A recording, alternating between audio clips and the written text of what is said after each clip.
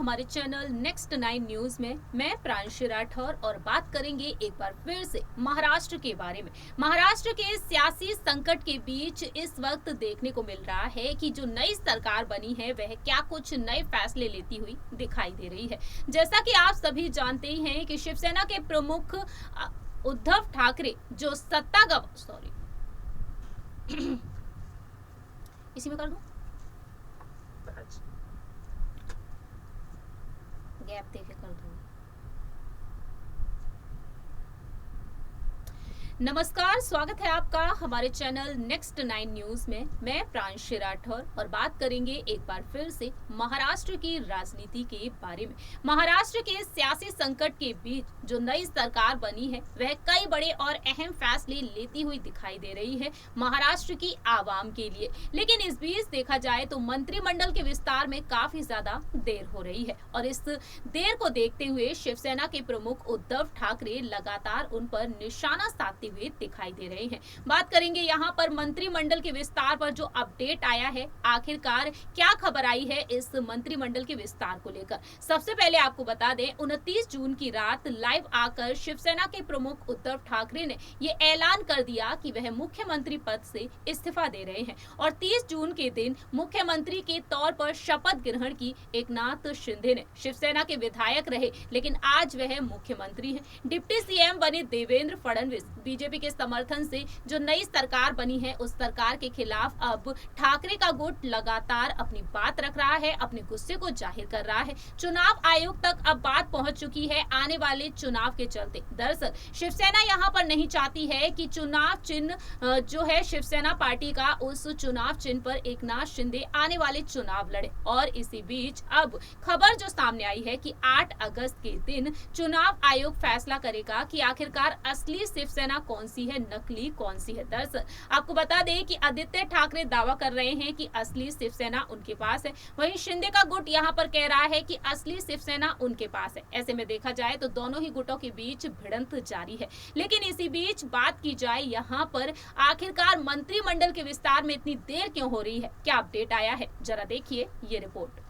जैसा कि आप जानते ही हैं कि महाराष्ट्र में शिवसेना के प्रमुख उद्धव ठाकरे सत्ता गंवा चुके हैं और अपनी सत्ता गंवाने के बाद अब वह शिवसेना पार्टी को बचाने की पूरी कोशिश कर रहे हैं। चुनाव चिन्ह को लेकर इस वक्त उद्धव ठाकरे के गुट और एकनाथ शिंदे के गुट के बीच जंग छिड़ी हुई है और इसी बीच देखने को मिल रहा है कि एकनाथ शिंदे कई बड़े अहम फैसले ले रहे हैं डिप्टी सीएम देवेंद्र फडणवीस के साथ मिलकर।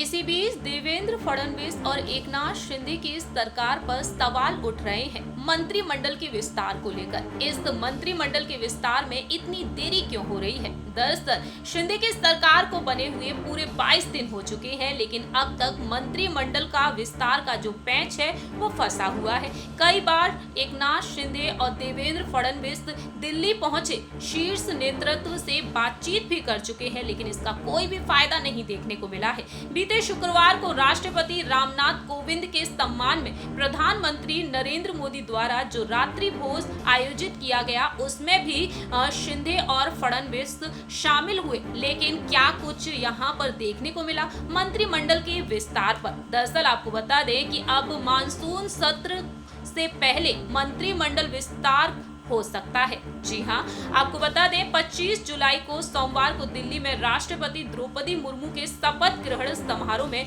दोनों ही दिग्गज नेता शामिल होंगे और रिपोर्ट्स की माने अब सामने आया है कि महाराष्ट्र में मंत्रिमंडल विस्तार विधानसभा के मानसून सत्र से 2 से 3 दिन पहले होगा और अगस्त के पहले सप्ताह में अब इस पर फैसला लिया जा सकता है। दूसरी ही रिपोर्ट्स की माने तो सामने आया है कि शिंदे गुट के एक नेता ने कहा है कि अभी नए मंत्रियों को लेकर शपथ ग्रहण की तारीख के बारे में एकनाथ शिंदे की तरफ से सुना जाना बाकी है। जी हां, जल्द ही वह फैसला लेंगे और साथ ही साथ आपको ये भी बता दें कि आखिरकार क्या कुछ बताया गया है। महाविकास आघाड़ी सरकार के 8 मंत्री, 4 कैबिनेट और 4 राज्य मंत्री ने उद्धव ठाकरे के खिलाफ बगावत की और अब ऐसे में माना जा रहा है ये सभी नेता मंत्रिमंडल में शामिल हो सकते हैं। बीजेपी के नेताओं के साथ साथ अब यहाँ पर कई नेताओं को नए मंत्रिमंडल वहीं इसके अलावा बीजेपी के नेताओं को भी नए मंत्रिमंडल में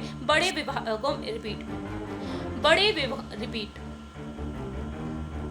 वहीं दूसरी ही तरफ ये दावा किया जा रहा है कि बीजेपी के नेताओं को भी नए मंत्रिमंडल में बड़े विभागों में शामिल किया जा सकता है। आज सभी ने देखा जाना कि जल्द ही मंत्रिमंडल का विस्तार कर दिया जाएगा। फिलहाल राष्ट्रपति चुनाव को लेकर काफी ज्यादा यहां पर सियासत तेज होती हुई नजर आई और मंत्रिमंडल के विस्तार को टाल दिया गया और अब उपराष्ट्रपति चुनाव को लेकर सियासत गरमाई हुई है। ऐसे में देखा जाए तो अब अगस्त तक तारीख पहुंच गई है। देखना दिलचस्प होगा कि वाकई में यहाँ पर उद्धव ठाकरे की जो सरकार रही उस सरकार को ध्यान में रखते हुए एकनाथ शिंदे यहाँ पर क्या कुछ रणनीति अपनाती हुई नजर आएंगे अपनी सरकार के लिए, ये वक्त के साथ ही पता चलेगा। इस रिपोर्ट में इतना ही। बाकी की तमाम अपडेट्स के लिए आप देखते रहिए नेक्स्ट 9 न्यूज।